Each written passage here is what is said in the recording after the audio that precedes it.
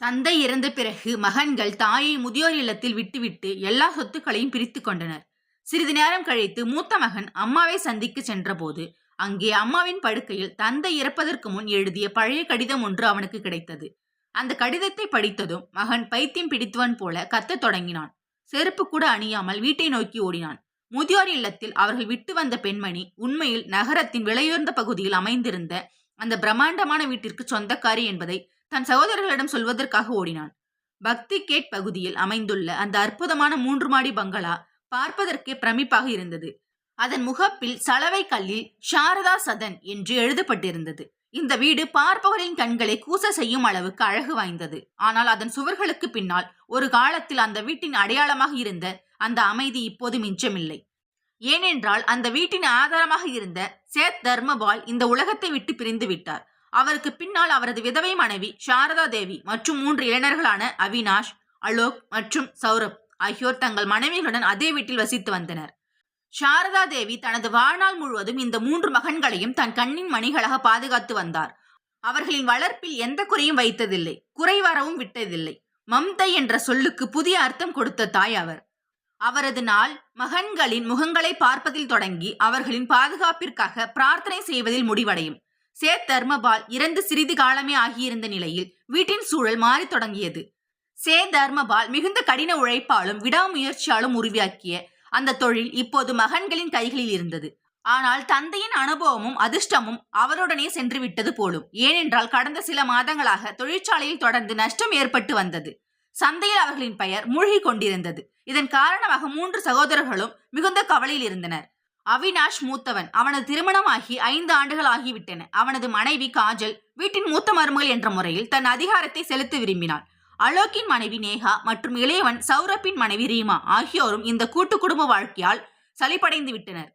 சாரதா தேவி தனது அறையில் பெரும்பகுதி நேரத்தை கடவுள் வழிபாட்டில் கழித்தார். மறைந்த தன் கணவரை நினைவு கூறுவார் அல்லது மகன்கள் எப்போது வேலை முடித்து வருவார்கள் என்று காத்து கொண்டிருப்பார். அவர்கள் வந்ததும் தன் கையால் அவர்களுக்கு உணவு ஊட்டிவிடலாம் என்று நினைப்பார். ஆனால் வீட்டின் சூழல் மாறுவதை அவர் உணர்ந்தார். முன்பு மகன்கள் வீட்டுக்கு வந்ததும் முதலில் அம்மாவின் அறைக்கு செல்வார்கள். ஆனால் இப்போது அவர்கள் நேரடியாக தங்கள் அறைக்கு சென்று விடுகிறார்கள். மகன்களின் இந்த நடத்தை சாரதா தேவியின் மனதில் ஒரு இனம் புரியாத பயத்தை ஏற்படுத்தி கொண்டிருந்தது. ஆனால் அவர் அமைதியாக இருந்தார். ஏனென்றால் அவர் தனது மகன்களை அளவற்ற அன்போடு நேசித்தார். தனது காரணமாக வீட்டில் எந்த பிரச்சனையும் ஏற்படக்கூடாது என்று நினைத்தார். மறுபுறம் வியாபாரத்தில் நஷ்டம் அதிகரித்து கொண்டே இருந்தது. 3 சகோதரர்களுக்கு இடையிலும் கசப்புணர்வு வளர்ந்து வந்தது. ஒரு இரவு உணவு மேஜையில் முழு குடும்பமும் கூடியிருந்த போது அங்கே மயான அமைதி நிலவியது. கரண்டிகளின் சத்தம் மட்டுமே கேட்டது. அப்போது திடீரென்று காஜல் பேச்சை தொடங்கினாள். அவினாஷ், கேளுங்கள், நாம் வீட்டு செலவுகளை குறைக்க வேண்டும் என்று எனக்கு தோன்றுகிறது. ஏனென்றால் தொழிற்சாலையின் நிலைமை உங்கள் கண் முன்னே இருக்கிறது. மேலும் இந்த வீட்டை பராமரிக்கும் செலவு மிக அதிகமாகவே இருக்கிறது என்றாள். உடனே நேஹா அதில் குறுக்கிட்டு, ஆம், அண்ணி சொல்வது முற்றிலும் சரி. அது மட்டுமல்லாமல் நம் குழந்தைகள் இப்போது வளர்ந்து வருகிறார்கள். அவர்களுக்கு தனி அறைகள் தேவை. இந்த வீட்டில் தனியுரிமை என்றும் எதுவும் இல்லை. எப்போதும் யாராவது இங்கும் அங்கும் சுற்றி கொண்டே இருக்கிறார்கள் என்று கூறினாள். அவள் மறைமுகமாக சுட்டி காட்டியது சாரதா தேவியைத்தான். அவர் தலைகுனிந்து அமைதியாக சாப்பிட்டுக் கொண்டிருந்தார். சாரதா தேவி சாப்பிடுவதை நிறுத்திவிட்டு ஆச்சரியத்துடன் தன் மருமகள்களை பார்த்தார். அவர்கள் இதுவரை அவருக்கு முன்னால் குரலை உயர்த்தி பேசியதே இல்லை.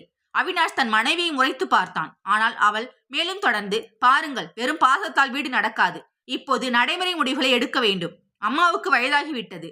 அவருக்கு ஓய்வு தேவை. நாங்கள் நாள் முழுவதும் வீட்டு வேலைகளிலும் குழந்தைகளையும் பார்ப்பதிலேயே மும்முரமாக இருக்கிறோம். எங்களால் இவர்களை முறையாக கவனித்துக் கொள்ள முடியவில்லை என்று கூறினார். இந்த வார்த்தைகள் சாரதா தேவி நெஞ்சில் முள் போல குத்தின. ஆனால் 3 மகன்களும் அமைதியாக இருந்தனர். அந்த அமைதிதான் சாரதா தேவிக்கு மிக பெரிய வழியாக இருந்தது. அவர் அமைதியாக எழுந்து தன் அறைக்கு சென்றார். அன்று இரவு அவர் வெகுவாக அழுதார். தனது கணவர் சேத் தர்மபாலை அவர் மிகவும் மிஸ் செய்தார். சாரதா, நீ பார், என் மகன்கள் உன்னை ஒருபோதும் தனியாக விடமாட்டார்கள் என்று அவர் கொடுத்த வாக்குறுதி நினைவுக்கு வந்தது. ஆனால் இன்று அந்த வாக்குறுதி உடைந்து போவதை அவர் உணர்ந்தார். அடுத்த சில நாட்களிலேயே வீட்டின் சூழல் மேலும் மோசமானது. சாரதா தேவியை எப்படியாவது வழியிலிருந்து அகற்ற வேண்டும் என்று 3 மருமகள்களும் அமைதியாக முடிவு செய்திருந்தனர். ஏனென்றால் சாரதா தேவிக்கு இந்த வீட்டின் ஒவ்வொரு பொருளின் மீதும் உரிமை இருப்பதாக அவர்கள் கருதுகின்றனர். மேலும் அவர் இருக்கும் வரை தங்களால் சுதந்திரமாக வாழ முடியாது என்றும் நினைத்தனர். ஒரு நாள் அலோக் தன் அம்மாவின் அறைக்கு வந்து, அம்மா, வியாபாரத்தின் நிலைமை மிகவும் மோசமாக உள்ளது என்பது உங்களுக்கு தெரியும். கடனை அடைக்க நாம் சில சொத்துக்களை விற்க வேண்டி வரலாம் என்றான். சாரதா தேவி பாசத்தின் மகனின் தலையை வருடி, மகனே, இதெல்லாம் உன்னுடையதுதானே, நீ என்ன நினைக்கிறாயோ அதை செய். வீட்டின் அமைதியை மட்டும் கெடுத்து விடாதே என்றார். அலோக் கண்களை தாழ்த்தி கொண்டு நின்றான். ஏனென்றால் அவன் மனதில் கள்ளம் இருந்தது. உண்மையில் 3 சகோதரர்களும் சொத்துக்களை பிரித்து தங்கள் பங்கை தனித்தனியாக பிரித்துக் கொள்ள முடிவு செய்திருந்தனர். ஆனால் இதற்கு மிகப்பெரிய தடையாக இருந்தது சாரதா தேவிதான். ஏனென்றால் சட்ட ரீதியாகவும் தர்ம ரீதியாகவும் அவரே இந்த வீட்டின் எஜமானி. மகன்கள் தாயை வீட்டை விட்டு வெளியேற்றினார்கள் என்ற அவப்பெயரை தங்கள் தலையில் சுமக்க விரும்பவில்லை. எனவே அவர்கள் ஒரு மோசமான திட்டத்தை தீட்டினார்கள். அதன் சிறு அறிகுறி கூட சாரதா தேவிக்கு தெரியப்படுத்தப்படவில்லை. வியாபாரத்தில் ஏற்பட்ட நஷ்டம் உண்மையில் காட்டப்பட்ட அளவுக்கு பெரிதல்ல. அம்மாவை ஒரு பாரமாக நிரூபிக்க அது ஒரு சாக்கு போக்கு மட்டுமே. மருமகள்கள் தினமும் இரவு தங்கள் கணவர்களின் காதுகளை கடித்தனர். அம்மாவால் தான் நம் குழந்தைகளுக்கு உடல்நிலை சரியில்லாமல் போகிறது. அவருக்கு நாள் முழுவதும் இருமல் இருக்கிறது அல்லது பழைய கதைகளை பேசிக் கொண்டிருக்கிறார். எங்களால் நிம்மதியாக வாழ முடியவில்லை என்று கூறினர். கடைக்குட்டியான ரீமாவோ, சௌரப், அம்மா இங்கேயே இருந்தால் நான் என் அப்பா வீட்டுக்கு சென்று விடுவேன். என்னால் அவரை பார்த்து கொள்ள முடியாது என்று மிரட்டும் அளவுக்கு சென்றாள். உண்மையில் சாரதா தேவி தன் எல்லா வேலைகளையும் தானே செய்து கொள்வார். மருமகளிடம் ஒரு டம்ளர் தண்ணீர் கூட கேட்டதில்லை. ஆனால் வெறுப்பு என்ற நெருப்பு அனைவரின் கண்களையும் மறைத்திருந்தது. கடைசியில் அந்த துரதிருஷ்டவசமான நாளும் வந்தது. மகன்கள் தாயிடம் பேச முடிவு செய்தனர். மாலை நேரம் சாரதா தேவி தன் அறையின் ஜன்னல் வழியாக வெளியே லானில் சிதறி கிடந்த குல்மோகர் இலைகளை பார்த்து கொண்டிருந்தார். அவை அவரது சொந்த வாழ்க்கையின் சிதறலை சொல்வது போல இருந்தது. அப்போது 3 மகன்களும் அறைக்குள் நுழைந்தனர். அவர்கள் முகத்தில் ஒரு விசித்திரமான தீவிரம் இருந்தது. ஆனால் எந்த இரக்கமும் இல்லை. அவினாஷ் பேச்சை தொடங்கினான். அம்மா, நாங்கள் உங்களிடம் ஒரு முக்கியமான விஷயம் பேச வேண்டும். சாரதா தேவி புன்னகைத்து அவர்களை அமருமாறு சைகை செய்து, சொல்லுங்கள் என் குழந்தைகளே, என்ன விஷயம் என்று கேட்டார். சௌரப் மற்றும் அலோக் தலைகுனிந்தனர். ஆனால் அவினாஷ் தைரியத்தை வரவழைத்துக் கொண்டு, அம்மா, நாங்கள் 3 பேரும் காலையில் கிளம்பி சென்றுவிட்டு இரவு வெகு நேரம் கழித்துதான் வருகிறோம் என்பது உங்களுக்கு தெரியும். வியாபார கவலைகள் ஒருபுறம், வீட்டில் உங்களை பார்த்து கொள்ள ஆள் இல்லை.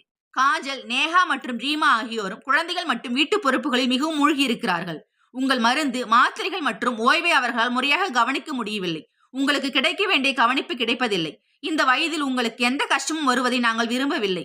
சாரதா தேவியின் இதயம் உறைந்து போனது. பேச்சு எந்த திசையில் செல்கிறது என்பதை அவர் புரிந்து கொண்டார். ஆனால் தன்னை சமாளித்துக் கொண்டு நடுங்கும் குரலில், அப்படியானால் நீங்கள் என்ன விரும்புகிறீர்கள் மகனே என்று கேட்டார். அவினாஷ் பேச்சை மாற்றி, அம்மா, நாங்கள் உங்களை மிகச் சிறந்த மையத்திற்கு மாற்றலாம் என்று நினைக்கிறோம். மக்கள் அதை முதியோர் இல்லம் என்று அழைப்பார்கள். ஆனால் அது உண்மையில் ஒரு 5 ஸ்டார் ஹோட்டல் போன்ற இடம். அங்கே எப்போதும் மருத்துவர்களும் செவிலியர்களும் இருப்பார்கள். உங்கள் வயதுடைய பல பெண்களும் அங்கே இருப்பார்கள். அவர்களுடன் உங்களுக்கு பொழுது போகும். நாங்கள் தினமும் உங்களை வந்து பார்ப்போம். எங்கள் பொருளாதார நிலையும் வீட்டின் சூழ்நிலையும் சரியானதும் உங்களை மீண்டும் அழைத்து வருவோம். சில மாதங்கள் தானே அம்மா, தயவு செய்து எங்கள் இக்கட்டான சூழ்நிலையை புரிந்து கொள்ளுங்கள் என்றான். சாரதா தேவி வெறுமையான பார்வையுடன் அந்த 3 மகன்களையும் பார்த்தார். இவர்களை வளர்க்கத்தான் அவர் தன் தூக்கத்தை தியாகம் செய்திருந்தார். தனது இளமையை தியாகம் செய்து இவர்களுக்கு ஒரு சிறு முள் கூத்தினாலும் தன் உயிர் துடிப்பது போல் துடித்தார். இன்று அதே மகன்கள் அவரை வீட்டை விட்டு வெளியேற்றுவதற்கு எவ்வளவு அழகான வார்த்தைகளை பயன்படுத்துகிறார்கள். அவருக்குள் ஏதோ ஒன்று உடைந்து போனது. பிள்ளைகளிடம் இருந்து கிடைக்கும் அன்பை எதிர்பார்த்து காத்திருந்த அந்த கடைசி ஆசையும் அழிந்தது. சாரதா தேவியின் முன்னால் 2 வழிகள் இருந்தன. ஒன்று, கத்தி கூச்சலிட்டு அவர்களுக்கு அவர்களின் கடமையை நினைவுபடுத்துவது, அல்லது தனது தாய்மைக்கு பங்கம் வராமல் அவர்களின் மகிழ்ச்சிக்காக அமைதியாக தனது மரண தீர்ப்பில் கையெழுத்திடுவது. அவர் 2வது வழியை தேர்ந்தெடுத்தார். ஏனென்றால் அவர் ஒரு தாய். ஒரு தாய் தன் பிள்ளைகள் அவமானப்படுவதையோ அல்லது கஷ்டப்படுவதையோ ஒருபோதும் பார்க்க முடியாது. அதற்காக தன் இதயத்தையே வெளியே எடுக்க வேண்டியிருந்தாலும் சரி. சாரதா தேவி ஆழமாக மூச்சு விட்டார். தன் கண்ணீரை இமைகளுக்கு பின்னால் நிறுத்தி கொண்டார். பின்னர் மிக மெல்லிய குரலில், என் மகிழ்ச்சியும் நிம்மதியும் இதில்தான் இருக்கிறது என்று நீங்கள் நினைத்தால் எனக்கு சம்மதமே. நீங்கள் எங்கு சொன்னாலும் நான் செல்கிறேன். நீங்கள் சுகமாக இருந்தால் போதும் என்றார். 3 மகன்களின் முகங்களிலும் திடீரென்று அமைதியும் நிம்மதியும் பரவியது. தங்கள் தலையில் இருந்து பெரிய பாரம் இறங்கியது போல் உணர்ந்தனர். அவர்கள் பாரத்தை அகற்றவில்லை, தங்களின் வெயிலின் கொடுமையில் இருந்து பாதுகாத்த கூரையை அகற்றுகின்றார்கள் என்பதை மறந்துவிட்டனர். அலோக் அவசரமாக, நன்றி அம்மா, நீங்கள் மிகவும் நல்லவர். அங்கே உங்களுக்கு எந்த கஷ்டமும் இருக்காது என்று நாங்கள் உறுதியளிக்கிறோம். நாளைக்கே நாங்கள் உங்களை அங்கே விட்டு வருகிறோம். எல்லா சிறந்த ஏற்பாடுகளையும் செய்கிறோம் என்றான். மகன்கள் அறையை விட்டு சென்றனர். ஆனால் சாரதா தேவி அங்கேயே கற்சிலை போல் அமர்ந்திருந்தார். அவரது கண்முன்னே கடந்த கால நினைவுகள் நீந்தின. அவர்கள் சிறிய குழந்தைகளாக இருந்தபோது அவரோடு ஒட்டி கொண்டு தூங்குவார்கள். யாருக்காவது காய்ச்சல் என்றால் அவர் இரவு முழுதும் விழித்திருப்பார். சௌரப் முதல் முறையாக நடக்க கற்றுக்கொண்ட போது அவர் எவ்வளவு மகிழ்ச்சி அடைந்தார். இன்று அந்த நினைவுகள் எல்லாம் அவரை கேலி செய்வது போல் இருந்தது. இரவின் கடைசி ஜாமம். சாரதா தேவி தன் பொருட்களை கட்டி கொண்டிருந்தார். தனது துணிமணிகளுடன் சில நகைகள், தர்மபாலின் புகைப்படம் மற்றும் சில பழைய நினைவு பொருட்களை வைத்தார். இனி ஒருபோதும் இந்த வீட்டுக்கு திரும்பி வர முடியாது என்று அவருக்கு தெரியும். அவர் தன் அன்பால் ஒவ்வொரு செங்கல்லாக சேர்த்து கட்டிய வீடு இது. இப்போது அவருக்கு அது அந்நியமாகிவிட்டது. மறுநாள் காலை வீட்டில் ஒரு விதமான பரபரப்பு இருந்தது.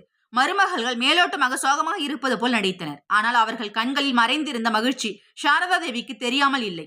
வண்டி தயாராக இருந்தது. அவினாஷ் ஓட்டுநர் இருக்கையில் அமர்ந்திருந்தான். மற்ற 2 சகோதரர்களும் பின் இருக்கையில் அமர்ந்திருந்தனர். சாரதா தேவி கடைசியாக தன் வீட்டை பார்த்தார். தன் கணவருடன் அமர்ந்து டீ குடித்த அந்த வராண்டாவை பார்த்தார். தன் கைகளால் பராமரித்த அந்த தோட்டத்தை பார்த்தார். பின்னர் ஈரம் நிரம்பிய கண்களுடன் வண்டியில் ஏறினார். பயணம் அமைதியாக கழிந்தது. யாரும் பேச துணியவில்லை. ஒருவேளை மனசாட்சியின் சிறு உறுத்தர் அவர்களை பேசவிடாமல் தடுத்திருக்கலாம். நகரத்திலிருந்து வெகு தொலைவில் அமைந்திருந்த ஒரு சிறு நகரத்தில் அமைதி முதியோர் இல்லம் என்று எழுதப்பட்டிருந்த கட்டடத்தின் முன் வண்டி நின்றது. இந்த பெயரே எவ்வளவு முரண்பாடாக இருந்தது. உறவுகளை விட்டு பிரிந்த பின்பு ஏது அமைதி? அங்கிருந்து ஊழியர் காகித வேலைகளை முடித்தார். சாரதா தேவி அமைதியாக காகிதத்தில் கைரேகை வைத்தார். ஏனெனில் அவர் தன் மகன்களுக்கு முன்னால் ஒரு காட்சியாக மாற விரும்பவில்லை. நிர்வாகி அவருக்கு அவருடைய அறையை காட்டினார். அது சுத்தமாக இருந்தது. ஆனால் அதில் தன் வீட்டின் சுவர்களில் இருந்த அந்த அந்நியோன்யம் இல்லை. 3 மகன்களும் அவரை அங்கே விட்டு செல்ல தொடங்கிய போது சாரதா தேவி அவினாஷின் கையை பிடித்துக் கொண்டார். அவர் உதடுகள் நடுங்கின. என்னை விட்டு செல்லாதீர்கள், இந்த தனிமை எனக்கு பயமாக இருக்கிறது என்று சொல்ல நினைத்திருக்கலாம். ஆனால் அவர், உன்னையும் உன் மனைவி மக்களையும் பார்த்துக்கொள், உங்களுக்குள் சண்டை போட்டுக் கொள்ளாதீர்கள், ஒற்றுமையாக இருங்கள் என்று மட்டுமே கூறினார். அவினாஷ் அவசரமாக கையை விடுவித்துக் கொண்டு, அம்மா கவலைப்பட வேண்டாம், நாங்கள் வந்து கொண்டிருப்போம் என்றான். பிறகு அவர்கள் 3 பேரும் அங்கிருந்து தப்பித்து ஓடுவது போல வேகமாக வெளியேற்றினார்கள். சாரதா தேவி அவர்கள் கார் கண்ணில் இருந்து மறையும் வரை வாசலிலேயே நின்று பார்த்து கொண்டிருந்தார். பிறகு அங்கேயே வாசற்படியில் அமர்ந்து விட்டார். நேற்று முதல் அவர் அடக்கி வைத்திருந்த கண்ணீர் இப்போது வெள்ளமாக பெருக்கெடுத்தது. அவர் இப்போது முற்றிலும் தனிமையாகவும் ஆதரவற்றவராகவும் ஆகிவிட்டார். 3 இளைய மகன்கள் உயிரிடம் இருந்தும் இந்த நிலை. முதியோர் இல்லத்தில் பகலும் இரவும் ஒரு கைதி போல கழிய தொடங்கின. அங்கே சாரதா தேவியைப் போலவே பல அம்மாக்களும் இருந்தார்கள். அவர்களின் கதைகளும் சாரதா தேவியின் கதையை ஒத்ததாகவே இருந்தன. அனைவரின் கண்களிலும் எதிர்பார்ப்பு இருந்தது. எல்லோரும் வாசலையே பார்த்து கொண்டிருந்தார்கள், ஒருவேளை யாராவது வருவார்கள் என்று. மெல்ல மெல்ல சாரதா தேவியும் அவருடன் இணைந்து கொண்டார். அவர் தினமும் காலையில் குளித்து தயாராகி வாசலுக்கு வெளியே போய் உட்கார்ந்து கொள்வார். இன்று அவினாஷ், அலோக் மற்றும் சௌரப் ஆகியோர் வருவார்கள் என்று எதிர்பார்த்து காத்திருந்தார். ஆனால் நாட்கள் வாரங்களாகவும் வாரங்கள் மாதங்களாகவும் தொடர்ந்தன. யாரும் வரவில்லை. ஆரம்பத்தில் ஓரிரு முறை போன் அழைப்புகள் வந்தன. பிறகு அவையும் நின்றுவிட்டன. அம்மா அங்கே மகிழ்ச்சியாக இருக்கிறார் என்றும் வீட்டின் நிலைமையும் இப்போது சரியாக கொண்டிருக்கிறது என்றும் மருமகள்கள் மகன்களுக்கு உறுதி அளித்தனர். அதனால் இப்போது அவர்களை தொந்தரவு செய்யக்கூடாது என்று கூறினர். மறுபுறம் வீட்டில் சாரதா தேவி சென்ற பிறகு கொண்டாட்டம் போன்ற சூழல் நிலவியது. 3 சகோதரர்களும் உடனடியாக சொத்துக்களை பிரிக்கும் வேலையை தொடங்கினர். வீடு 3 பாகங்களாக பிரிக்கப்பட்டது. நடுவில் சுவர்கள் எழுப்பப்பட்டன. ஒரு காலத்தில் அனைவரையும் ஒன்றிணைத்த பெரிய வரவேற்பை இப்போது முற்றிலுமாக பிளவுபட்டிருந்தது. தொழிற்சாலையும் பாகம் பிரிக்கப்பட்டது. ஆனால் இயற்கை இதையெல்லாம் அமைதியாக பார்த்து கொண்டிருந்தது. காலச்சக்கரம் தனது வேலையை காட்டத் தொடங்கியது. பிரிவினைக்கு பிறகு அந்த வீட்டின் செழிப்பு முற்றிலும் அழிந்து போனது. சகோதரருக்குள் தொழில் ரீதியான பகைமை தொடங்கியது. நேற்று வரை ஒரே தட்டில் சாப்பிட்டவர்கள் இப்போது ஒருவருக்கொருவர் எதிரிகளாக மாறிவிட்டனர். காஜல், நேஹா மற்றும் ரீமா ஆகியோரும் இப்போது ஒருவரை ஒருவர் முகம் பார்க்க கூட விரும்பவில்லை. சாரதா தேவியால் நிலைத்திருந்த அந்த வீட்டின் அமைதி இப்போது முற்றிலுமாக சிதைந்திருந்தது. ஆனால் இன்னும் யாருக்கும் தங்கள் தவறை உணர முடியவில்லை. இதெல்லாம் வியாபாரத்தில் ஏற்படும் ஏற்றத்தாழ்வுகள் என்று அவர்கள் நினைத்துக் கொண்டிருந்தார்கள். 6 மாதங்கள் கடந்துவிட்டன. சாரதா தேவி இப்போது படுக்கையில் விழுந்து விட்டார். அவரது உடல்நிலை வேகமாக மோசமடைந்தது. அவருக்கு எந்த நோயுமே இல்லை. அவருக்கு உள்ளுக்குள் இருக்கும் சோகமே அரித்துக் கொண்டிருக்கிறது என்று மருத்துவர் கூறினர். அவர் பேசுவதை நிறுத்திவிட்டார். சும்மா அமைதியாக படுத்துக்கொண்டு மேற்கூரையை வெறித்து பார்த்து கொண்டிருப்பார். மறுபுறம் அவினாஷுக்கு திடீரென்று ஒரு சட்ட சிக்கல் ஏற்பட்டது. அதற்கு அவனுக்கு தன் தாயின் கையெழுத்து அவசரமாக தேவைப்பட்டது. பழைய சொத்து பத்திரங்களில் சில சிக்கல்கள் இருப்பதாகவும் சாரதா தேவியின் கையெழுத்து இல்லாமல் அதை தீர்க்க முடியாது என்றும், இல்லை என்றால் பெரும் நஷ்டம் ஏற்படும் என்றும் வக்கீல் கூறினார். சரி, இதே சாக்கில் அம்மாவையும் சந்தித்தது போல் இருக்கும், வேலையும் முடிந்துவிடும் என்று அவினாஷ் நினைத்தான். அவன் தன் சகோதரர்களிடம் சொல்லாமல் தனியாகவே முதியோர் இல்லத்தை நோக்கி புறப்பட்டான். அம்மாவிற்கு எந்த முகத்தை காட்டுவது என்று வழியில் யோசித்துக் கொண்டே சென்றான். ஆனாலும் அவனது சுயநலம் அவனை ஆட்கொண்டிருந்தது.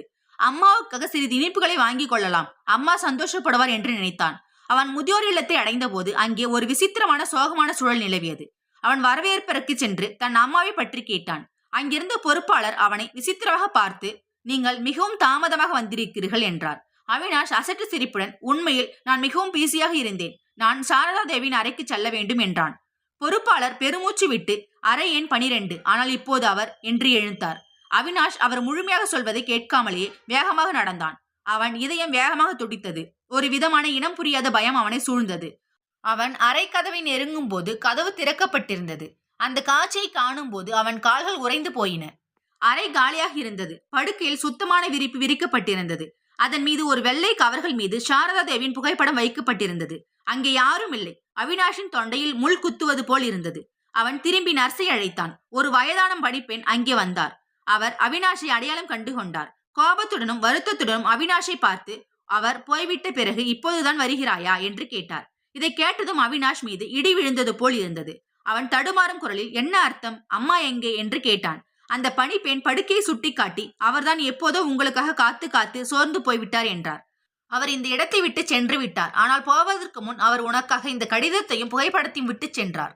என் மகன் அவினாஷ் வந்தால் அவனிடம் கொடுத்து விடுங்கள் என்று சொன்னார் என்று பணிப்பெண் கூறினார். அவினாஷ் நடுக்கமான கைகளுடன் அந்த உரையை எடுத்தான்.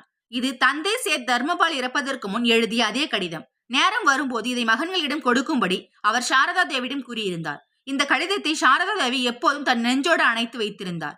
இப்போது அது அவினாஷின் கைகளில் இருந்தது. இந்த சிறிய காகித துண்டில் தன் வாழ்க்கையின் மிக பயங்கரமான உண்மை எழுதப்பட்டிருக்கிறது என்பது அவனுக்கு தெரியாது. அது அவனது மொத்த உலகத்தையும் சிதறடிக்கப் போகும் ஒரு உண்மை. அவினாஷ் அந்த படுக்கையின் ஓரத்தில் அமர்ந்து உரையை திறந்தான். அவன் கைகள் பயங்கரமாக நடுங்கின. கண்களில் இருந்து கண்ணீர் தொடர்ந்து வழிந்தது. கடிதத்தின் முதல் வரியை படித்ததுமே அவன் காலடியில் இருந்து பூமி நழுவியது. அவினாஷின் கண்கள் அவன் தந்தை தன் கைகளால் எழுதி அந்த வார்த்தைகளில் நிலைத்து நின்றன. கடிதத்தை படிக்க படிக்க அவன் உடலில் இருந்து உயிர் பிரிவது போல் இருந்தது. வரிகள் நகர நகர அவன் முகம் வெளிரி போனது. நெற்றியில் வியர்வை துளிகள் அரும்பின. அவனை கண்ணீர் அல்ல, உருகிய ஈயம் அவன் காதுகளில் ஊற்றப்படுவது போல் இருந்தது.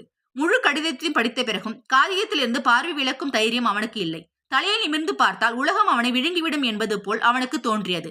அவன் அதிர்ச்சியில் உறைந்து போயிருந்தான். உணர்ச்சிகளே இல்லாத ஒரு கற்சிலையைப் போல அவன் இருந்தான். அவன் மூளையில் ஒரு ஆழ்ந்த அமைதி நிலவியது. கடிகாரத்தின் டிக் டிக் சத்தம் கூட மெதுவாக கேட்டது. நர்ஸின் குரல் அவனுக்கு கேட்டது. வெளியே செல்லும் வாகனங்களின் சத்தமும் கேட்டது. ஆனால் அவனுக்குள் ஓடிக்கொண்டிருந்த அந்த புயல் அவன் மனதை சம்மட்டியால் அடிப்பது போல் இருந்தது. அந்த கடிதத்தில் இருந்த வெளிப்பாடுகள் ஒரு பிரளயத்திற்கு குறைந்தவை அல்ல. பல ஆண்டுகளாக தங்கள் வீட்டின் அஸ்திவாரத்தில் புதைந்திருந்த அந்த விஷயம் இன்று ஒரு வெடிப்பை போல வெளியே வந்திருந்தது. இந்த குடும்பத்தின் வாரிசு என்றும் மூத்தவன் என்றும் தன்னை பெருமையாக நினைத்துக் கொண்டிருந்த அவனது முழு அடையாளமும் உடைந்து போனது. என்ன செய்வது என்றே அவனுக்கு நீண்ட நேரம் புரியவில்லை. அவன் கை கால்கள் மரத்து போயிருந்தன. இதய துடிப்பு நெஞ்சை பிளந்து வெளியே வருவது போல் வேகமாக இருந்தது. குற்ற உணர்ச்சி, அவமானம் மற்றும் பயம் கலந்த ஒரு நிலையில் அவன் சிக்கியிருந்தான். தாங்கள் இவ்வளவு பெரிய ஏமாற்றத்தில் வாழ்ந்து வந்திருக்கிறோம் என்பதும், யாரை தூக்கி எறிந்தோமோ அவர்தாம் உண்மையில் தங்கள் வாழ்க்கையை காப்பாற்றிக் கொண்டிருந்தார் என்பதும் எவ்வளவு பெரிய முரண் என்று அவன் நினைத்தான். தன் தாயின் முகம் அவன் கண்முன்னே சுழல்வதை அவன் உணர்ந்தான். முதியோர் இல்லத்தில் கடைசியாக விட்டு சென்ற போது பார்த்த அந்த சுருக்கங்கள் நிறைந்த முகம். அப்போது அவர் கண்களில் எவ்வளவு இயலாமை இருந்ததோ அதைவிட அதிகமான இயலாமை இன்று அவன் இதயத்தில் இருந்தது. திடீரென்று யாரோ அவனை தூக்கத்திலிருந்து எழுப்பியது போல் ஒரு அதிர்வு ஏற்பட்டது. தனது 2 சகோதரர்களான அலோக் மற்றும் சௌரப் இன்னும் ஏதோ ஒரு ஆழ்ந்த உறக்கத்தில் தான் இருக்கிறார்கள் என்பது அவனுக்கு நினைவுக்கு வந்தது. தானும் இப்போதுதான் விழித்திருக்கிறான். இந்த பயங்கரமான உண்மை இத்தோடு முடிந்துவிடக் கூடாது. அவன் திடீரென்று அந்த இடத்திலிருந்து எழுந்தான். அவன் எழுந்த வேகத்தில் நாற்காலி பின்னால் விழுந்தது. அங்கிருந்த ஊழியர்களும் நர்சுகளும் அவனை ஆச்சரியத்துடன் பார்த்தனர். சற்று முன் அழுது கொண்டிருந்தவன் இப்போது என்ன ஆனான் என்று யாருக்கும் புரியவில்லை. ஆனால் அவன் இதயம் யாரை பற்றியும் கவலைப்படவில்லை. அவன் பைத்தியம் பிடித்தவன் போல அறையை விட்டு வெளியே ஓடினான். அவன் கையில் அவனது வாழ்க்கையின் மிக விலைமதிப்பற்ற பொக்கிஷமான அந்த கடிதம் இருந்தது. அவன் நடைபாதையில் ஓடி வாகன நிறுத்தும் இடத்திற்கு சென்றான். அவன் கண்களில் இருந்து தொடர்ந்து கண்ணீர் வழிந்து கொண்டிருந்தது. அவன் அடிக்கடி தன் நெஞ்சில் அடித்துக் கொண்டான். தனக்குள் இருக்கும் மூச்சு திணறலை குறைக்க முயற்சிப்பது போல இருந்தது. அவன் நடுங்கும் கைகளால் காரின் கதவை திறந்து காரை ஸ்டார்ட் செய்தான். வண்டியை எப்படி ஓட்டுகிறான் என்றே அவனுக்கே புரியவில்லை. சாலைகளில் டிராபிக் சத்தம் இருந்தது. ஆனால் அவன் காதுகளில் அந்த கடிதத்தின் வார்த்தைகள் மட்டுமே ஒலித்துக் கொண்டிருந்தன. அவன் கூடிய விரைவில் வீட்டை அடைந்து தன் சகோதரர்களை பிடித்து அவர்களை திருத்த விரும்பினான். நாம் சொர்க்கத்தையே நகரத்தில் தள்ளிவிட்டோம். இப்போது இந்த நொடியே பறந்து சென்று வீட்டை அடைய வேண்டும் என்று அவன் விரும்பினான். அவனது வேகம் உச்சத்தில் இருந்தது. எந்த விலையாவது கொடுத்து இந்த உண்மையை அவர்களிடம் சேர்க்க வேண்டும் என்று நினைத்தான். அந்த ரகசியத்தை அவன் இன்னும் தன் நெஞ்சில் அடக்கி வைத்திருந்தான். வாய்விட்டு சொல்லவில்லை. ஆனால் அவன் உள்ளே இருந்த புயல் இந்த ரகசியம் திறக்கும் போது சாரதா சதன் வீட்டின் சுவர்கள் கூட அதிரும் என்று சொல்லாமல் சொல்லியது. மறுபுறம் நகரின் சலசலப்பான ஆனால் அமைதியான பகுதியில் ஒரு சிறிய ஆனால் மிகவும் அழகான வீடு இருந்தது. இதை பற்றி வெளி உலகத்திற்கு மட்டுமல்ல, சேத் தர்மபாலின் மகன்களுக்கே கூட எதுவும் தெரியாது. அதே வீட்டில் ஒரு வசதியான அறையில் சாரதா தேவி படுக்கையில் சாய்ந்து அமர்ந்திருந்தார். ஒரு இளம் வேலைக்காரி அவருக்கு கரண்டியால் சூப் ஊட்டி கொண்டிருந்தாள். சாரதா தேவியின் முகம் வெளுத்து போயிருந்தது. கண்களுக்கு கீழே ஆழமான கருவளையங்கள் தோன்றியிருந்தன. அவர் உடல் ரீதியாக மிகவும் பலவீனமாகி இருந்தார். அவர் கைகள் நடுங்கிக் கொண்டிருந்தன. வாயை திறப்பதே கடினமாக இருந்தது. ரேஷ்மா மிகுந்த அன்போடும் கவனத்தோடும் அவருக்கு ஊட்டி விட்டு கொண்டிருந்தாள். அம்மா, தைரியமாக இருங்கள், நீங்கள் மருந்து சாப்பிட வேண்டும் என்று ஆறுதல் கூறினாள். ஆனால் சாரதா தேவியின் பார்வை திறந்த ஜன்னலுக்கு வெளியே வானத்தில் நிலைத்திருந்தது. அங்கே மேகங்கள் இருண்டு கொண்டிருந்தன. சரியாக அவருடைய வாழ்க்கையைப் போலவே அவர் முதியோர் இல்லத்தில் தங்கியிருந்ததன் நோக்கம் இப்போது நிறைவேறிவிட்டது, அல்லது அவரது நம்பிக்கையின் கடைசி விளக்கும் அணைந்து விட்டது என்றுதான் சொல்ல வேண்டும். உண்மையில் சாரதா தேவி முதியோர் இல்லத்திலிருந்து இந்த ரகசிய வீட்டிற்கு வந்தது திடீரென்று எடுத்த முடிவு அல்ல. இது ஒரு தற்செயல் நிகழ்வும் அல்ல. இதற்கு பின்னால் ஒரு ஆழமான காயமும் உடைந்த மனமும் இருந்தது. இன்று காலையில் தான் சாரதா தேவியின் வக்கீலிடம் இருந்து முதியோர் இல்ல அலுவலகத்திற்கு போன் வந்தது. வக்கீல் சேத் தர்மபாலின் மிக பழைய மற்றும் விசுவாசமான நண்பர். அவருக்கு எல்லா சூழ்நிலைகளையும் தெரியும். அவர் சாரதா தேவியிடம் பேசினார். மிகுந்த வருத்தத்துடன், அண்ணி, இப்போதுதான் அவினாஷின் போன் வந்தது.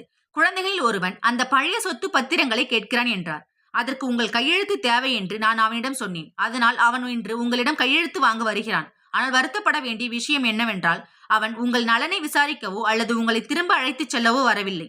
வெறும் உங்கள் கையெழுத்தை வாங்கி அந்த சொத்தை விரும்புவதற்காக மட்டுமே வருகிறான் என்று கூறினார். இதை கேட்டதும் சாரதா தேவியின் கையில் இருந்த போன் விழ பார்த்தது. அவர் இதயத்தின் ஒரு மூலையில் இன்னும் ஒரு சிறிய நம்பிக்கை எஞ்சியிருந்தது. ஒருவேளை என் மகன்கள் என்னை நினைத்து வருவார்கள். அவர்களுக்கு தங்கள் தவறு புரிந்து என்னை அழைத்துச் செல்ல வருவார்கள் என்று நினைத்தார்.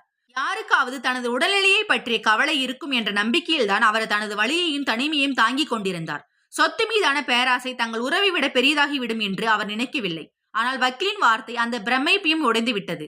இப்போது தன் மகனின் இதயம் கல்லாக்கிவிட்டது என்றும் அங்கே தாய்க்கு எந்த இடமும் இல்லை என்றும் அவருக்கு உறுதியாகிவிட்டது.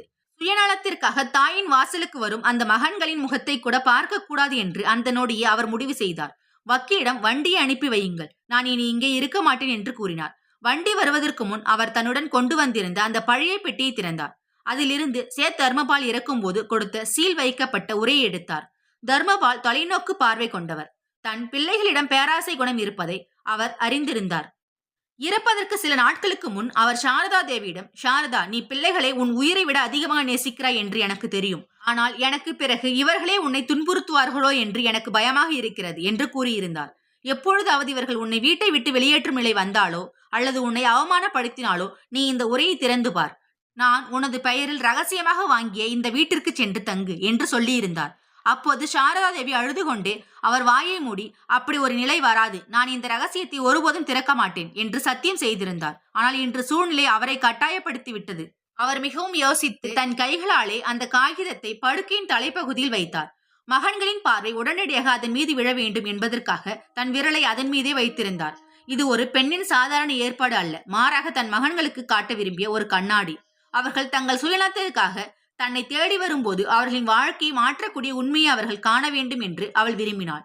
அவள் கல் நெஞ்சத்தோடு வீட்டை விட்டு வெளியேறி வக்கீல் அனுப்பிய காரில் அந்த ரகசிய வீட்டிற்கு வந்து சேர்ந்தாள். இந்த வீட்டை தர்மபால் அவர்கள் பல ஆண்டுகளுக்கு முன்பே அவள் பெயரில் எழுதி வைத்திருந்தார். மேலும் உயிலில் மகன்களிடம் இதை பற்றி ஒருபோதும் குறிப்பிடக்கூடாது என்று எழுதியிருந்தார். நிலைமை எல்லை மீறாதவரை.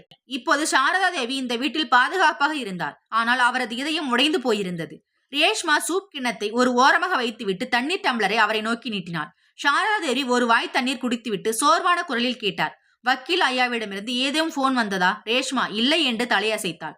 அந்த காகிதம் இப்போது அவர்கள் கையில் கிடைத்திருக்கும் என்று சாரதா தேவிக்கு தெரியும். அவரால் பொறுமையாக இருக்க முடிந்தது. ஆனால் அந்த கணத்தில் தன் மகன்களின் இதயம் என்ன பாடுபடும்? ஒரு தாயாக இதை நினைத்தாலே அவர் மனம் உடைந்தது. அவரது இதயம் துடித்தது. அந்த நேரத்தில் தன் மகனின் அருகில் இருந்து அவனை தேற்ற முடிந்தால் எவ்வளவு நன்றாக இருக்கும் என்று நினைத்தார். ஆனால் அதே மகன்கள் தன்னை எப்படி முற்றிலும் தனியாகவும் ஆதரவற்றும் கைவிட்டார்கள் என்பது அவருக்கு நினைவுக்கு வந்தது. அவர் கண்களை மூடிக்கொண்டார். 2 கண்ணீர் துளிகள் அவரது கன்னங்களில் உருண்டன. மக்கள் சொல்வது போல் கர்விமனை தொடங்கிவிட்டது என்று அவர் நினைத்துக் கொண்டிருந்தார். நான் எந்த உண்மையை மறைத்து வைத்திருந்தேனோ அது இப்போது புயலாக மாறி என்னை நோக்கி வருகிறது. மகன்களின் பைத்தியக்காரத்தனமும் சாரதா தேவியின் மௌனமும் இதற்கு சான்றாக இருந்தது. விதி கணக்கு கேட்கும் போது மனிதனின் திட்டங்கள் அனைத்தும் தவிடு பொடியாகிவிடும். சாரதா தேவி இனி ஒருபோதும் இந்த மகன்களின் வாழ்க்கையில் ஈடுபட போவதில்லை என்று முடிவு செய்திருந்தார். ஏனெனில் தாய்மையின் இந்த போராட்டத்தில் இன்று மாகி வெற்றி பெற்றிருந்தாள். இப்போது தனக்கு சொந்தமில்லாத தன் சொந்த மகன்கள் தன்னிடம் என்ன செய்தார்கள் என்பதை அவர் உலகுக்கு சொல்ல விரும்பவில்லை. ஆனால் இனிமேலும் அவமானத்தை தாங்கிக் கொள்ளவும் அவர் விரும்பவில்லை. அதனால் அவர் தன்னை முழுமையாக தனிமைப்படுத்திக் கொண்டார். மறுபுறம் ரயில் காற்றை கிழித்துக் கொண்டு நகரத்தின் இரைச்சலை பின்னுக்கு தள்ளிவிட்டு வீட்டை நோக்கி சென்று கொண்டிருந்தது. அவனது மூளை மரத்து போயிருந்தது. இந்த ஒரு விஷயம் மட்டுமே அவன் மனதில் மீண்டும் மீண்டும் சுழன்றது. எப்போது வீடு போய் சேருவேன்? எப்போது அவன் தன் சகோதரர்கள் முன் அந்த காகிதத்தை காட்டி, சொல்லுங்கள் இப்போது நாம் என்ன செய்வது என்று கேட்பான்? அவனிடம் இழக்க எதுவும் இல்லை. ஏனென்றால் அவர்கள் ஏற்கனவே எல்லாவற்றையும் இழந்து விட்டார்கள்.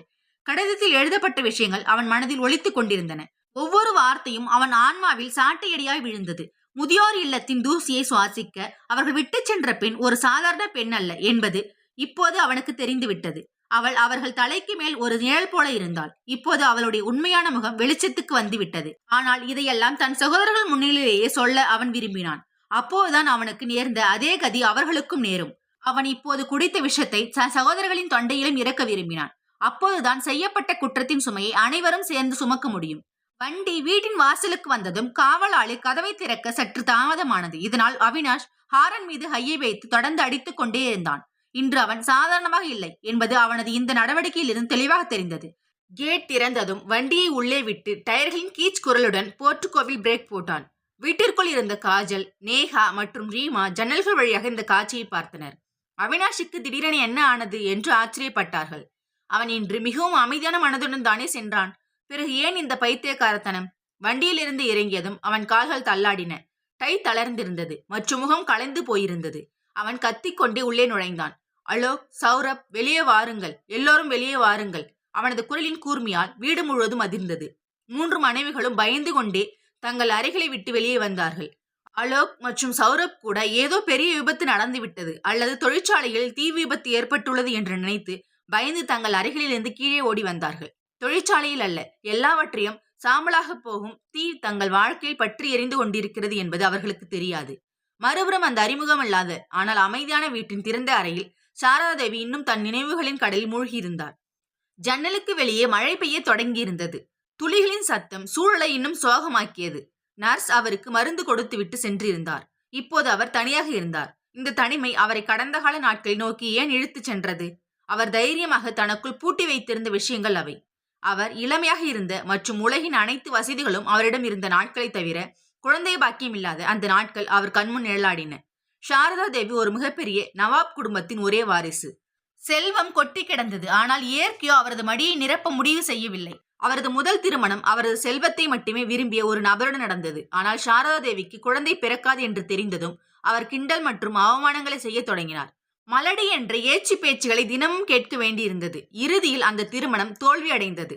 விவாகரத்து என்ற கரையுடன் அவர் தன் தாய் வீட்டு அரண்மனைக்கு திரும்பினார். அவரது வாழ்க்கையில் தர்மபால் வந்தார். அவரது தந்தையின் நம்பிக்கைக்குரிய நேர்மையான மற்றும் உழைப்பாளியான ஊழியர். அவனது வாழ்க்கையும் துக்கங்கள் நிறைந்ததாக இருந்தது. அவனது மனைவி தர்மபாலின் ஏழ்மையை தாங்க முடியாமல் அவனை விட்டு ஓடிவிட்டாள். 3 சிறு குழந்தைகளான அவினாஷ், அலோக் மற்றும் சௌரப் ஆகியோரை விட்டு சென்றிருந்தாள். தர்மபால் இந்த குழந்தைகளை வைத்துக் கொண்டு மிகவும் கஷ்டப்பட்டான். சாரதாதேவி இந்த அப்பாவி குழந்தைகளை பார்த்தபோது அவருக்குள் உறங்கிக் கொண்டிருந்த தாய்மை விழித்து கொண்டது. இயற்கை தன் மடியை நிரப்ப வேறு வழியை கண்டுபிடித்திருப்பதாக அவருக்கு தோன்றியது. அவர் சமூகத்தை பற்றி கவலைப்படாமல் தர்மபாலை திருமணம் செய்து கொண்டார். இது மிகப்பெரிய முடிவு. ஒரு பக்கம் கோடிக்கணக்கான சொத்துக்கு அதிபதி, மறுபுறம் ஒரு சாதாரணமான ஊழியர். ஆனால் சாரதாதேவிற்கு அந்த குழந்தைகள் மட்டுமே தேவைப்பட்டனர். தர்மபால் ஒரு உண்மையான மற்றும் நல்ல மனிதன். முதல் கணவரிடமிருந்து சாரதாதேவிக்கு கிடைக்காத மரியாதையை அவன் கொடுத்தான். சாரதாதேவி தனது அனைத்து சொத்துக்கள், வங்கி இருப்பு மற்றும் நிலத்தை தர்மபாலிடம் ஒப்படைத்து, இன்று முதல் நீங்களே இவற்றை பார்த்துக் கொள்ளுங்கள் என்று கூறினார். இந்த பணத்தை கொண்டு வியாபாரம் செய்யுங்கள். இந்த குழந்தைகளுக்கு தங்களை பெற்ற தாய் தங்களை விட்டு சென்று விட்டாள் என்ற உணர்வு வராதவாறு இவர்களை வளருங்கள். தர்மபால் சாரதாதேவின் செல்வத்தை தனது பொறுப்பாக கருதினான் மற்றும் இரவும் பகலும் உழைத்து அதை பெரிய வணிக சாம்ராஜ்யமாக மாற்றினான். 3 மகன்களும் சாரதாதேவியை தங்கள் தாயாக கருதி வளர்ந்தார்கள். ஏனென்றால் அவர்கள் இந்த வீட்டிற்கு வந்தபோது மிகவும் சிறியவர்களாக இருந்தார்கள். மேலும் சாரதா அவர்கள் மாற்றாந்தாய் பிள்ளைகள் என்பதையே ஒருபோதும் உணரவிடவில்லை. அவள் இரவு முழுவதும் விழித்திருந்து அவர்களை பார்த்து கொண்டாள். அவர்களின் அனைத்து ஆசைகளையும் நிறைவேற்றினாள். தர்மபால் கூட சில நேரங்களில் வேறு ஒரு பெண் மற்றவரின் குழந்தைகளுக்கு இவ்வளவு அன்பை எப்படி கொடுக்க முடியும் என்று ஆச்சரியப்படுவான். ஆனால் காலம் செல்ல செல்ல மகன்கள் வளர்ந்தார்கள். அவர்களுக்கு திருமணம் ஆனதும் வீட்டின் சூழல் மாறத் தொடங்கியது. தர்மபால் ஒரு அனுபவசாலி. அவன் அமைதியாக எல்லாவற்றையும் பார்த்து கொண்டிருந்தான். தன் மகன்கள் தங்கள் மனைவின் செல்வாக்கிற்கு ஆளாக்கிறார்கள் என்பதையும், சாரதாதேவி வழங்கிய சுதந்திரத்தையும் அன்பையும் தவறாக பயன்படுத்துகிறார்கள் என்பதையும் அவனால் பார்க்க முடிந்தது. சாரதாதேவி தனது முழு வாழ்க்கையும் இந்த குழந்தைகளுக்காக அர்ப்பணித்து விட்டார் என்பது தர்மபாலுக்கு தெரியும். ஆனால் இந்த குழந்தைகளின் கண்களில் அவருக்கான மரியாதையும் பாசமும் குறைந்து கொண்டே வந்தது. தர்மபாலுக்கு தனது மரணத்தை பற்றிய பயம் இல்லை. தான் போன பிறகு சாரதாவிற்கு என்ன ஆகும் என்ற பயம்தான் இருந்தது. இந்த சொத்து மற்றும் பணம் தான் உறவுகளின் அடிப்படை என்பது அவனுக்கு தெரியும். எந்த நாள் சாரதாவின் கையை விட்டு இந்த அதிகாரம் செல்கிறதோ அன்று மகன்கள் அவளை கவனிக்க கூட மாட்டார்கள். எனவே தர்மபால் தனது வாழ்க்கையின் கடைசி நாட்களில் ஒரு மிகப்பெரிய முடிவை எடுத்தான். அவன் நகரத்தின் மறுமுனையில் அமைதியாக ஒரு சிறிய வீட்டை சாரதாவின் பெயரில் வாங்கினான் மற்றும் ஒரு பெரிய தொகையை சாரதா தேவியின் பெயரில் தனி கணக்கில் மாட்டினான்.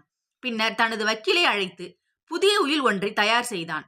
அதில் இன்று வரை மறைக்கப்பட்டிருந்த அனைத்து ரகசியங்களையும் எழுதினான். அவன் சாரதா தேவியிடம் ஒரு சத்தியம் வாங்கினான். அதாவது இந்த மகன்களிடம் இதையெல்லாம் சாரதா தேவியினுடையது என்று சொல்லக்கூடாது என்றும் அவள் அவர்களின் உண்மையான தாய் இல்லை என்ற உண்மையை வெளிப்படுத்தக்கூடாது என்றும் கூறினார். இதனால் அவர்கள் மனம் உடையக்கூடாது. அத்துடன் தர்மபால் சாரதாவிடம் அந்த கடிதத்தையும் கொடுத்து, சாரதா, எப்போதாவது நிலைமை எல்லை மீறி போய் இவர்கள் உன்னை வீட்டை விட்டு வெளியேற்றினால் இந்த கடிதத்தை இவர்களிடம் கொடுத்துவிடு என்று கூறியிருந்தான். சாரதா அழுது கொண்டே அந்த கடிதத்தை வாங்கினாள். அதை உபயோகிக்கும் நிலை வரும் என்று அவள் நினைத்து கூட பார்க்கவில்லை. இன்று அதே நிம்மதியான அறையில் அமர்ந்து சாரதா யோசித்துக் கொண்டிருந்தாள். தர்மபால் எவ்வளவு உண்மையானவர்! அவர் இறந்த பிறகும் அவளையும் தன் மகன்களையும் ஆதரவற்றவர்களாக ஆகவிடவில்லை. இரவு 8 மணிக்கு அவள் தர்மபாலின் காதலின் பரிசான அந்த கூரையின் கீழ் அமர்ந்திருந்தாள். ஆனால் அவள் இதயம் இரத்த கண்ணீர் வடித்தது. ஏனென்றால் அவள் தன் மகன்களை நேசித்தாள். அவர்களின் பிரிவை எந்த சொத்து அல்லது எந்த வீட்டாலும் ஈடு செய்ய முடியாது. மறுபுறம் அவினாஷின் வீட்டில் உலகம் அழிவது போன்ற காட்சி இருந்தது. அவினாஷ் மூச்சு வாங்கிக் கொண்டே வீட்டிற்குள் நுழைந்து அனைவரையும் டிராயிங் ரூமில் கூட்டினான். 3 சகோதரர்களும் சோஃபையில் அமர்ந்திருந்தனர். அவர்களின் மனைவிகள் ஆச்சரியத்துடன் அவினாஷை பார்த்து கொண்டிருந்தனர். அவன் அறையின் நடுவில் நின்று கொண்டிருந்தான். அவன் கையில் இருந்த கடிதம் நடுங்கிக் கொண்டிருந்தது. அலோக் பயந்து போய் கேட்டான், அண்ணா, என்ன ஆச்சு? ஏன் இப்படி கத்துறீங்க?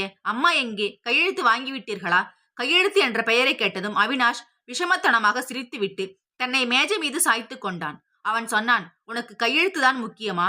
நான் நாசமாகிவிட்டோம் அலோக், நாம் அழிந்து விட்டோம். சௌரப் முன்னேறி சென்றான். அவன் கையிலிருந்து கடிதத்தை வாங்கி படிக்க தொடங்கினான். படிக்க படிக்க அவன் முகத்தின் நிறம் மாறியது.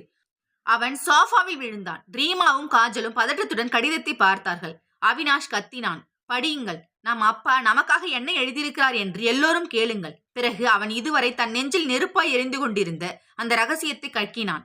நாம் மிகவும் யோசித்து முதியோர் இல்லத்தில் விட்டு வந்த அந்த பெண் நம்முடைய சொந்த தாய் இல்லை.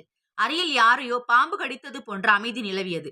காஜலின் வாயிலிருந்து தன்னிச்சையாக ஒரு அலறல் வந்தது. என்ன? அவினாஷ் தொடர்ந்து பேசினான். அவனது குரலில் கோபமும் ஆத்திரமும் தெளிவாக தெரிந்தது. அவன் சொன்னான், ஆம், நம்முடைய சொந்த தாய் வறுமைக்கு பயந்து நம்மை விட்டு ஓடிவிட்டாள். நாம் பிச்சைக்காரர்களின் குழந்தைகள். இந்த சாரதா தேவிதான் நம்மை தத்தெடுத்தார். இந்த மொத்த சொத்து, இந்த தொழிற்சாலை, இந்த பங்களா எதன் பங்காக நீங்கள் சண்டையிட்டு கொண்டிருந்தீர்களோ அது அனைத்தும் சாரதா தேவியுடையது. நம் தந்தைக்கு இதில் எதுவுமே இல்லை. அவர் சாரதா தேவியின் வெறும் ஊழியர் மட்டுமே. சட்டப்படி இந்த சொத்தின் உண்மையான வாரிசு சாரதா தேவி மட்டும்தான் என்று அப்பா எழுதியிருக்கிறார். அவள் நினைத்தால் ஒரு நொடியில் நம்மை நடுத்தெருவில் நிறுத்த முடியும். இந்த சொத்தை விற்பதற்கு எனக்கு அவளுடைய கையெழுத்து தேவைப்பட்டது. ஏனென்றால் இது நம் பெயரில் இல்லவே இல்லை. இது சாரதா தேவியின் தனிப்பட்ட சொத்து. இதை கேட்டதும் 3 மருமகள்களின் முகங்களும் வெளிரி போயின.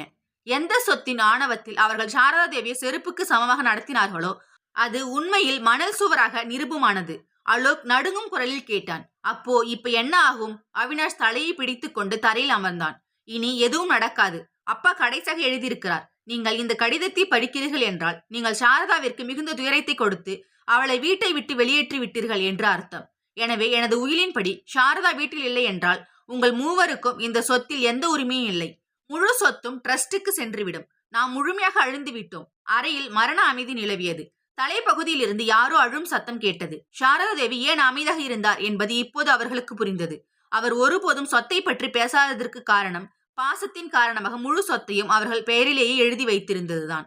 ஆனால் மகன்களே அவரை நிராகரித்த போது இயல்பாகவே அவர் அனைத்தையும் திரும்ப பெற்றுக் கொண்டார். இந்த உணர்வு அவர்களுக்கு மிகவும் ஆழமாகவும் பயங்கரமாகவும் இருந்தது.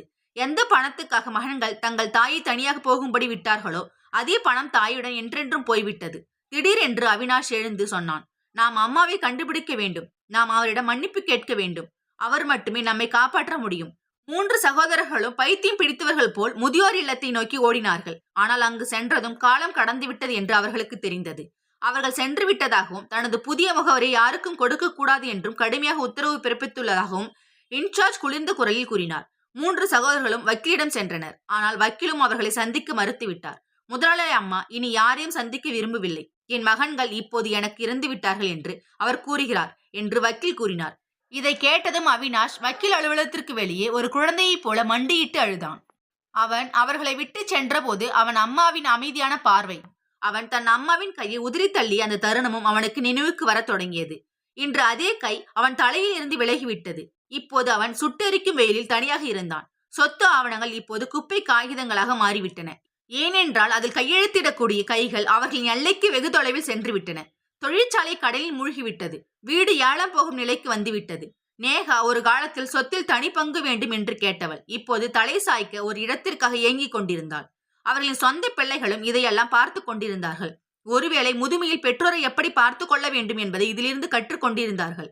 மறுபுறம் சாரதேவி தனது புதிய வீட்டில் தனிமையில் அமர்ந்திருந்தார். ஆனால் அவரை சுற்றிலும் மனதிற்குள்ளும் சோகம் மட்டுமே சூழ்ந்திருந்தது. தனது மகன்கள் இப்போது தெரு தெருவாக அலைவார்கள் என்பது அவருக்கு தெரியும். ஆனால் இப்போது அவரால் எதுவும் செய்ய முடியாது. ஏனென்றால் ஒரு முறை மனதின் கண்ணாடி உடைந்து விட்டால் அதை மீண்டும் ஒட்ட வைக்க முடியாது. அவர் தனது தாய்மைக்கான கடமையை செய்து முடித்து விட்டார். ஆதரவற்ற குழந்தைகளுக்கு பெயரும் அடையாளமும் கொடுத்தார். ஆனால் பதிலுக்கு அவருக்கு கிடைத்தது தனிமை மட்டுமே. இயற்கை அவருக்கு நீதியை வழங்கியது. ஆனால் இந்த நீதியில் எல்லோருக்கும் இழப்புதான் இருந்தது.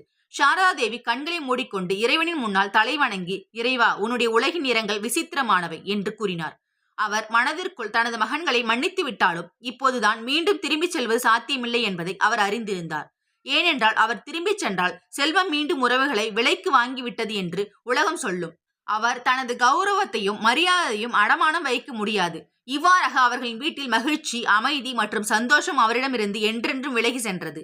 தாயானவள் பெற்றெடுத்தவளாக இருந்தாலும் சரி, வளர்த்தவளாக இருந்தாலும் சரி, அவள் தாய்தான் என்பதையும் அவள் காலடியில் தான் சொர்க்கம் இருக்கிறது என்பதையும் இந்த உலகம் கற்றுக்கொள்ள அவரது கதை ஒரு பாடமாக அமைந்தது. யார் இந்த உண்மையை நிராகரிக்கிறார்களோ அவர்கள் உலகத்திலும் அதற்கு அப்பாலும் அவமானப்படுத்தப்படுகிறார்கள். 3 சகோதரர்களும் இன்றும் தங்கள் தாய் வாழ்ந்த அந்த மூடிய கதவை தேடுகிறார்கள். ஆனால் அந்த கதவு இப்போது நிரந்தரமாக மூடப்பட்டு விட்டது. இதுவே அவர்களுக்கு கிடைத்த மிகப்பெரிய தண்டனை. அது ஒரு புறம் இருக்க 3 சகோதரர்களான அவினாஷ், அலோக் மற்றும் சௌரப் இப்போது உண்மையிலேயே தெரு தெருவாக அலைந்து கொண்டிருந்தார்கள். அவர்களின் பிரம்மாண்டமான பங்களாவுக்கு வங்கிய சீல் வைத்திருந்தது. தொழிற்சாலையில் ஊழியர்களின் போராட்டங்கள் நடந்து கொண்டிருந்தன. அவர்களின் அத்தனை செல்வங்களும் ஒரே நொடியில் மணல் சுவரை போல சரிந்து விட்டன. அவர்களின் மிகப்பெரிய தண்டனை என்னவென்றால் தங்கள் தாய் எங்கே வசிக்கிறார் என்பது அவர்களுக்கு தெரியும். ஏனென்றால் வக்கீல் அவர்களுக்கு அந்த 2வது வீட்டை பற்றி கூறியிருந்தார். ஆனால் அந்த கதவு அவர்களுக்காக எப்போதும் மூடப்பட்டிருந்தது. அவர்கள் தினமும் நகரின் அந்த அமைதியான பகுதிக்கு செல்வார்கள். அங்கேதான் சாரதா தேவியின் ரகசிய வீடு இருந்தது. தூரத்திலிருந்தே அந்த வீட்டின் திறந்த ஜன்னலை பார்ப்பார்கள். அங்கே அவர்களுக்கு அடிக்கடி ரேஷ்மாவின் முகம் தெரியும்.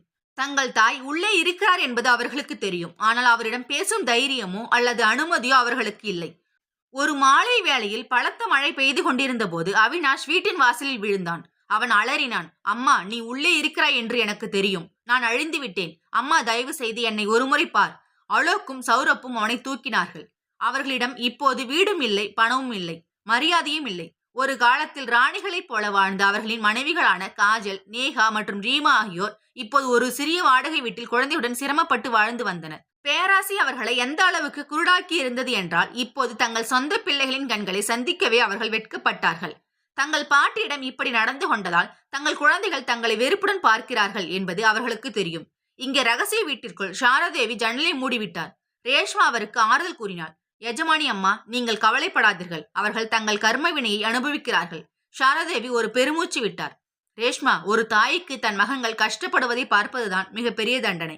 நான் கதவை மூடியிருக்கிறேன். ஆனால் என் மனதின் கதவு இன்னும் திறந்தே இருக்கிறது. அவர்கள் தங்கள் தண்டனையை முழுமையாக அனுபவிக்க வேண்டும் என்று நான் விரும்புகிறேன். ஆனால் அவர்கள் முற்றிலுமாக உடைந்து போவதை நான் விரும்பவில்லை. 1 வாரம் கழித்து அவினாஷ், அலோக் மற்றும் சௌரப் ஆகியோருக்கு வக்கீலிடம் இருந்து எதிர்பாராத ஒரு அழைப்பு வந்தது. வக்கீல் அவர்களை தனது அலுவலகத்திற்கு அழைத்தார். 3 சகோதரர்களும் கிழிந்த பழைய ஆடைகளில் வெட்கத்துடனும் சோகத்துடனும் அங்கே சென்றடைந்தனர். அவர்களை பார்த்ததும் வக்கீல் தலைகுனிந்தார். சாரதேவி என் மூலம் ஒரு செய்தி அனுப்பியுள்ளார் என்றார். 3 சகோதரர்களும் ஆர்வத்துடனும் பயத்துடனும் நிமிர்ந்து உட்கார்ந்தனர். வக்கீல் தனது கண்ணாடியை சரி செய்து கொண்டே கூறினார். எஜமானி அம்மா என்ன சொல்கிறார் என்றால், சட்டப்படி இப்போதும் இந்த மொத்த சொத்துக்கும் அவரே உரிமையாளர். இந்த சொத்து தர்மபால் சேத் அவர்களின் கடின உழைப்பால் உருவானது என்பதால் இதை அழிய விட மாட்டார். அவினாஷ் நடுங்கும் குரலில் கேட்டான். அப்படியென்றால் அவர் திரும்பி வருகிறாரா? இல்லை, வக்கீல் உறுதியாக கூறினார். ஆனால் அவர் ஒரு நிபந்தனை வைத்துள்ளார். தொழிற்சாலையும் பங்களாவும் விற்கப்படும் நிலையில் உள்ளன. இந்த பொருட்கள் ஏலம் போவதை அவர் அனுமதிக்க மாட்டார். மாறாக தனது சொந்த கணக்கில் இருந்து பெரும் தொகையை செலுத்தி அனைத்து கடன்களையும் அடைத்து விடுவார் என்று முடிவு செய்துள்ளார். அலோக்கின் கண்களில் கண்ணீர் வந்தது. அம்மா நம்மை காப்பாற்றிவிட்டார். முழுமையாக இல்லை, வக்கீல் கூறினார். சாரதா தேவி தொழிற்சாலையும் பங்களாவையும் தன் பெயரில் ஒரு தர்ம அறக்கட்டளைக்கு மாற்றியுள்ளார். அதன் பெயர் தர்மபால் சாரதா நினைவு அறக்கட்டளை. இந்த அறக்கட்டளை சமூக நலனுக்காக செயல்படும். சௌரப் கேட்டான். நாங்கள் வக்கீல் ஒரு உரையை எடுத்துக்கொண்டே கூறினார். சாரதா தேவி எழுதியிருக்கிறார். நீங்கள் மூவரும் தர்மபால் சேத்தின் வியாபாரத்தை நடத்துவதில் பல வருடங்களை செலவிட்டுள்ளீர்கள். எனவே இப்போதும் தொழிற்சாலை நிர்வாகத்திற்கு நீங்களே மிகவும் பொருத்தமானவர்கள். ஆனால் இப்போது நீங்கள் முதலாளிகள் அல்ல, ஊழியர்கள். 3 சகோதரர்களும் அதிர்ச்சியில் உறைந்தனர். வக்கீல் தொடர்ந்து கூறினார். நீங்கள் மூவரும் இப்போது அறக்கட்டளைக்காக வேலை செய்ய வேண்டும் என்று சாரதா தேவி விரும்புகிறார். தொழிற்சாலையின் அனைத்து லாபமும் இப்போது அறக்கட்டளை மூலம் அனாதைகள் மற்றும் ஏழைகளுக்காக செலவிடப்படும். நீங்கள் கண்ணியமாக வாழ தேவையான அளவு சம்பளம் மட்டுமே உங்களுக்கு கிடைக்கும். நீங்கள் இந்த திட்டத்தை ஏற்றுக்கொண்டால் உங்களுக்கு மீண்டும் வேலை கிடைக்கும். உங்கள் குழந்தைகளுக்கு தலை சாய்க்கு ஒரு இடம் கிடைக்கும். இது தண்டனையை விட ஒரு விடுதலையாகவே இருந்தது. 3 சகோதரர்களும் உடனடியாக அந்த திட்டத்தை ஏற்றுக்கொண்டனர். அவர்களின் அகங்காரம் இப்போது சுக்குநூறாக உடைந்தது. ஆனால் குறைந்தபட்சம் அவர்களின் வாழ்க்கை மீண்டும் ஒரு சீரான பாதைக்கு திரும்பும் வாய்ப்பு கிடைத்தது. அடுத்த நாளிலிருந்து அவினாஷ், அலோக் மற்றும் சௌரப் ஆகியோர் புதிய முயற்சியுடன் வேலையை தொடங்கினர். அவர்கள் இப்போது உரிமையாளர்கள் அல்ல, அர்ப்பணிப்பு உள்ள ஊழியர்கள்.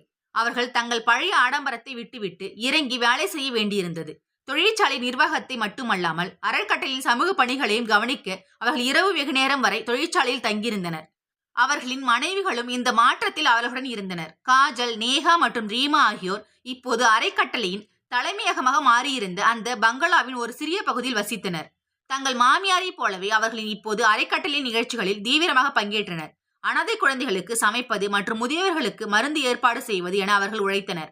தங்கள் சொந்தம் என்று அவர்கள் நினைத்த அந்த செல்வம் உண்மையில் தங்கள் தாயின் அன்பு மற்றும் தியாகத்தின் பலன் என்பதை அவர்கள் ஒவ்வொரு கணமும் உணர்ந்தனர். இப்போது அவர்கள் தங்கள் உழைப்பால் சம்பாதித்த குறைந்த சம்பளத்தில் குடும்பத்தை நடத்தும் போது தங்கள் தாயின் தியாகங்கள் அவர்களுக்கு புரிந்தன. 1 வருடம் உருண்டோடியது. 3 சகோதரர்களும் முழு நேர்மையுடனும் விசுவாசத்துடனும் அறக்கட்டளையின் வேலையை கவனித்தனர். தொழிற்சாலை மீண்டும் லாபம் ஈட்டத் தொடங்கியது.